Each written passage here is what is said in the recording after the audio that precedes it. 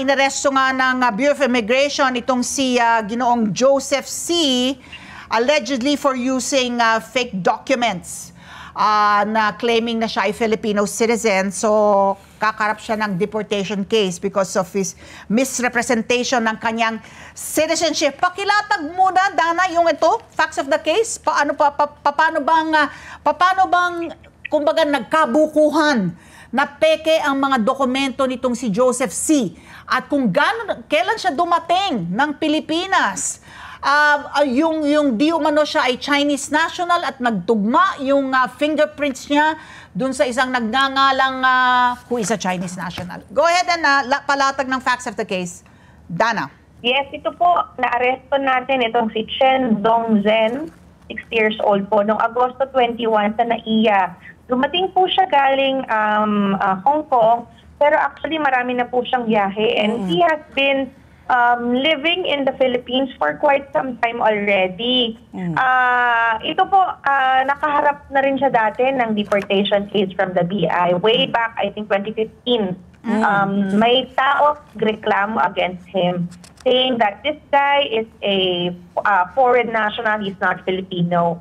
But that's it. There was no evidence na lumitaw, walang documentation, nothing to prove that he is a foreign national.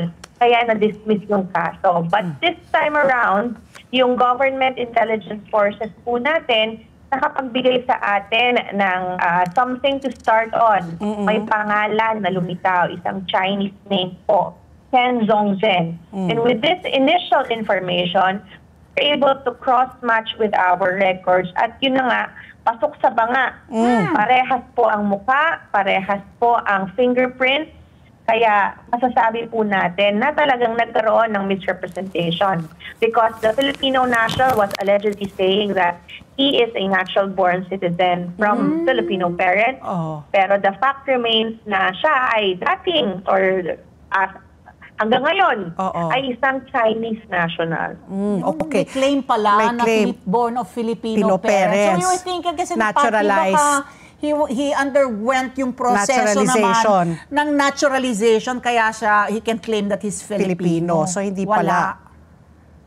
Miss Dan. Yeah, parang ang ginagawa po nila ay ini-skip nila yon, parang shortcut instead of getting naturalized kung nais natin maging Pilipino, ay kuha na lang ako ng late registration na birth certificate. And nakita na po natin to doon sa mga sikat na cases kagaya po ni former Banban Mayor Alice Guo. Ganyan-ganyan din po yung narinig nating story. Late registration, birth certificate, and that mother document. With using that mother document, they were able to secure a myriad of legitimate or original rather Philippine IDs, documentation, and the like. So, Miss Dana, asan na ngayon po si Joseph C? So, siya ba ay nakapagpakita ng mga papeles aside from his passport? I'm curious also lang, Miss Dana, kasi although this falls under the purview of DFA, pero I'm sure tinitingnan nyo yung passport niya. Yung pasaporte ho ba niya is at least authentic or peke yung kanyang Philippine passport nung pagdating niya po dito? Kasi sa airport niyo po siya hinuli So, nakaalis siya dito, no? Mula sa Pilipinas, papunta ng Hong Kong.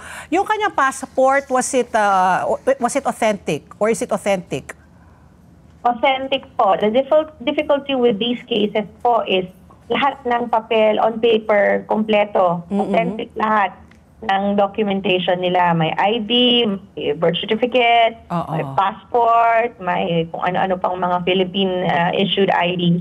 Lahat po yan authentic. Pero the way that they were acquired was through fraud. Ang tawag namin dyan, fraudulently acquired documents. Ito po ngayon nasa ating facility sa Camp Bagong Diwa, inside Camp Bagong Diwa. Nag-undergo siya ng deportation proceedings. So yun po ang mga pinakita, marami po. Even the government intelligence forces po, nagbigay din sa atin ng information that he has been presenting himself as Filipino, as members of different business groups, different economic groups. So, masasabi natin, yun yung concern talaga nila is that this person may say sa Sa negosyo. society. Oo. Yes, talagang may influence siya, malawak ang kanyang influence. Influence. And that's siguro masasabi natin a cause for concern. Yeah. Given that hindi naman pala siya Pilipino.